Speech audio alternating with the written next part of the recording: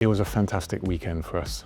We have a car that was competitive, not just in the first few laps in FP1, but across a mixture of that sprint qualifying on Saturday, the race and the drive, but also on that intermediate tyre and crossing over. So a mixture of different circumstances, and every single time the car was able to produce times that put us in contention for points. We didn't maximise the weekend, there's no doubt about that. We'll go into that into more detail here.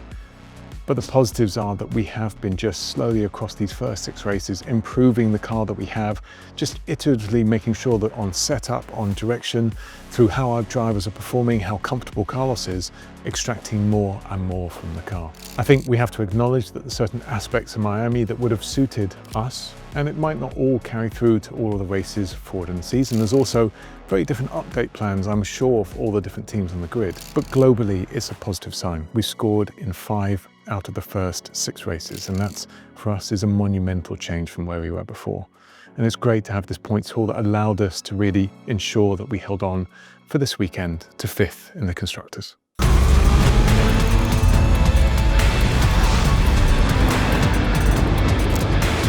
Welcome to the Vowles Verdict, presented by Kraken.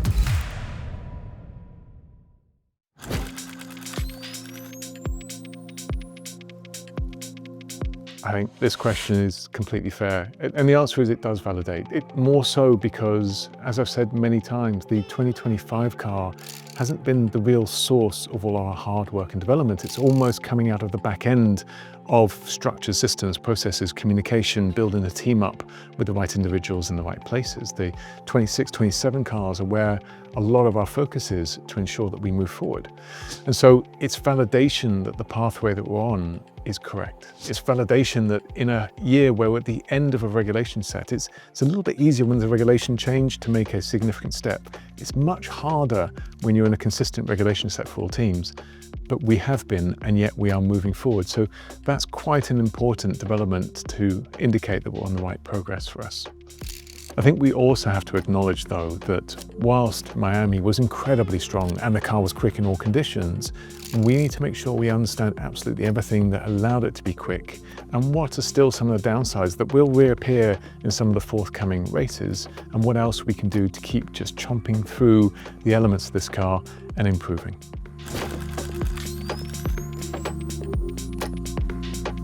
Going into more detail about what Alex did. When the safety car came out, Alex was on the run down to turn 17. So that's at the end of the long straight, just before you go through the left-hander and the S's before the start-finish straight. It's the fastest part on track. And the mitigating circumstances was that he had George behind, really in his gearbox. If you remember that point in the race, George was very, very quick in pushing Alex along. And Alex felt that if he braked hard and immediate when the safety car came out, there was a strong risk that George would go into the back of him. So he decided not to. He decided to progressively brake and effectively roll the speed into the corner to be much safer in that circumstance. As he exited the corner, you're effectively going through S's. The steering wheel's never in a straight position and he couldn't read the delta time. He was at reduced pace at that point, but he managed to go around about 2 seconds unsafe relative to a delta time. So explaining that delta time, inside the ECU of the car, there's a programmed lap almost that really takes into account every few meters or every 100 meters or so where you should be and what speed you should be. So he was illegal to that by 2 seconds. Again, the mitigating circumstances, he wanted to do what he felt was safe, and then once he's on the straight, he made the car very safe on the delta time where it was clear where they are. There was a good conversation with the FI where they acknowledged all of these items, however, the rule is the rule. Now, there's things that we could have also done as a team. Once we saw an exit that delta was negative, we do have the telemetry data available to us. We didn't go and communicate that to Alex either. It's hard, we've only got a second or so to correct it, but irrespective, that's on us as an organization. In the case of Alex, what he has seen from this is perfectly sensible to do the braking maneuver, but we probably should have overslowed the car at the apex as the result of it. It is always tricky because this isn't true dry conditions. It was really that mixing condition where it's greasy offline, and he was being very, very cautious. Irrespective, the rules are what they are, and we lost those 5 points.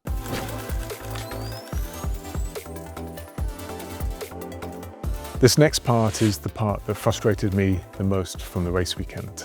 Winding back a bit, a message was communicated to both race engineers, effectively that Alex had a reliability problem, and we needed to get some air into the radiators. That was communicated to both, with the decision of just making a little gap between the cars for the time being to make sure we do that. However, that message wasn't clear in its construct. It wasn't clear even on whether overtaking was possible or not. The primary function is getting the car cool to move forward. To Carlos, the message was communicated, Alex won't attack you. And to Alex, that same message was communicated that he isn't to overtake Carlos, but only when his DRS was open and he was effectively alongside Carlos completing the overtake. So this isn't Alex going against team orders. This is on us as a team, as an organization, to significantly tighten up how we communicate to the engineers and how quickly we communicate to the drivers. There's a lot of learning that comes out of this. What I can assure everyone is it simply won't happen again. We are so fortunate to have two world-class drivers that are fighting for us and will do absolutely everything right for the team. And our job is to create the right construct for them. What's worth adding from my side is even once we had stabilized them, we more than likely would have very quickly inverted the cars. And the reason behind that is Carlos had sustained damage from that lap 1 incident, and it was getting worse and worse. We could see the floor was deteriorating. It's part of the reason why Alex was getting closer and closer to him and able to re-overtake. The loss is really mounting into a couple of tenths by this point. So more than likely we would have done that, but again, that would be a team decision rather than a driver not expecting to be attacked. Final bit for me is I'd be disappointed if we didn't have drivers being frustrated by what happens out on track. They're giving their heart and soul to us. In the case of Carlos, he was there fighting for a 5th place on merit. And in the circumstance where something catches you off guard and you're not sure whether it was the driver or anything else going on, it can frustrate you. But his passion is exactly why I want him in this team and in the car. What I can assure everyone is we spent quite a bit of time post-race and again on Monday talking through the incident. Actually was just a few minutes, but more importantly, how we as a team move forward from that and do a better job all together in the future. Slightly against what's in the question, but we didn't actually bring any specific parts to Miami. It was a continuation or development of the car that we had in Saudi Arabia. Now there was a change for Saudi Arabia, which is we fitted what we call rear wing 20. It's a smaller rear wings, therefore faster in a straight line, less downforce, but efficient for circuits like Saudi and Miami. The real progress is that we've been really working on the setup, and this is where both drivers, and I'd really say Carlos flourishes here, helping us to really indicate where there are weaknesses and where we can improve them. So whilst the car was materially the same, the way we were running the car was different between Saudi Arabia and Miami. Now all that said and done, I think we also have to acknowledge that there's certain aspect of the Miami layout that would have benefited our car.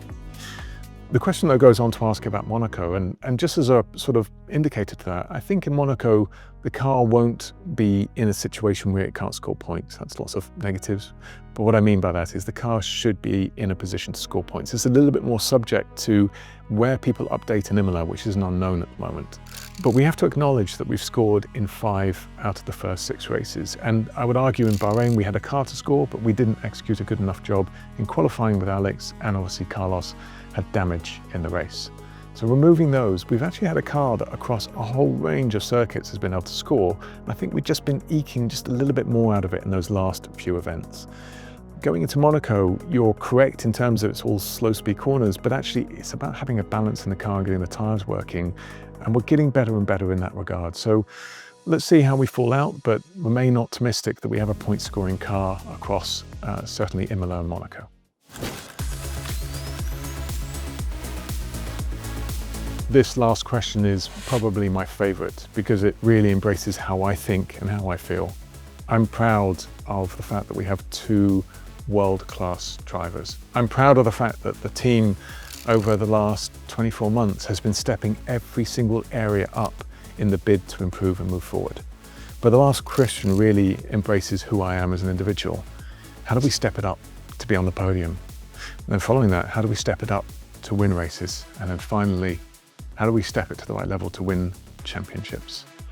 In each one of those steps, in my experience, is as difficult as the last. The step we've done now from the back to the front of the midfield is a very, very difficult one, and it's not over or complete yet. The midfield is still very tight, and there's going to be circuits that suit and doesn't suit our car as much. The step, though, into a podium position is a large way away from where we are now. So the first answer I can give you is this. In my experience, it's never one thing. It is getting thousands or tens of thousands of details correct and incrementally improved across the board. It's not suddenly that you develop a slightly better car in the wind tunnel. It's a combination of how your vehicle dynamics is working with your aerodynamics, which is working with your tires, which is working with your cooling systems, which is working with your control systems on the car, and so on and so forth. We have to step every single part of this company up. And that's the trajectory you're on, that's the message we have internally, and we know what's in front of us. But I relish that challenge, I look forward to it, because already I've seen this team step up in an incredible manner across the last 24 months, and we haven't slowed down yet.